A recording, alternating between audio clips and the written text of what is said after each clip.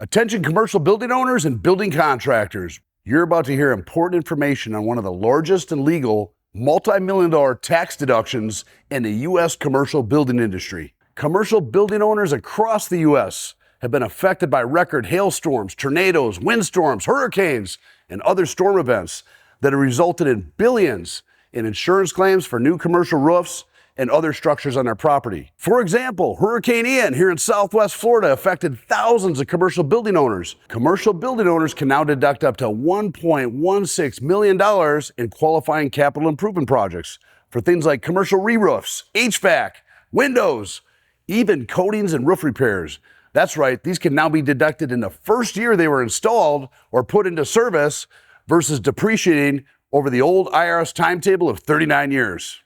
The reason you should pay close attention to this here now in 2023 is because this Section 179 tax change is set to expire in 2025 and could change as early as next year in 2024. Because of this expiration, building owners like you should consider front-loading improvements now during 2023 and investing in your property assets for things like commercial re-roofs and or other related capital improvements to take advantage of the Section 179 tax deduction. Do you already know about Section 179 tax deduction? Maybe you do, but here's some things you might not know. You can now deduct the entire cost of the capital improvement project in year one versus depreciated over 39 years. Prior to 2018, tax codes required large capital outputs like commercial roofs to be depreciated per IRS timetables, typically over 39 years. Given that commercial roofs typically last only 25 years, that 39-year timetable has historically hurt the commercial building owner and his ability to fully deduct the roof asset.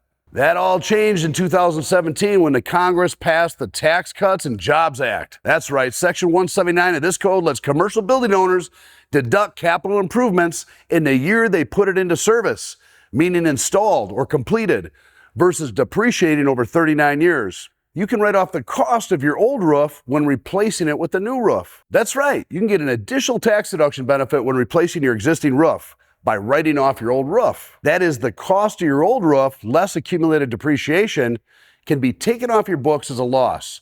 So in addition to electing to take the deduction for the new roof, as you see behind me, you can also lower your taxes as a result of any loss from writing off your old roof. Now pay close attention to this, guys.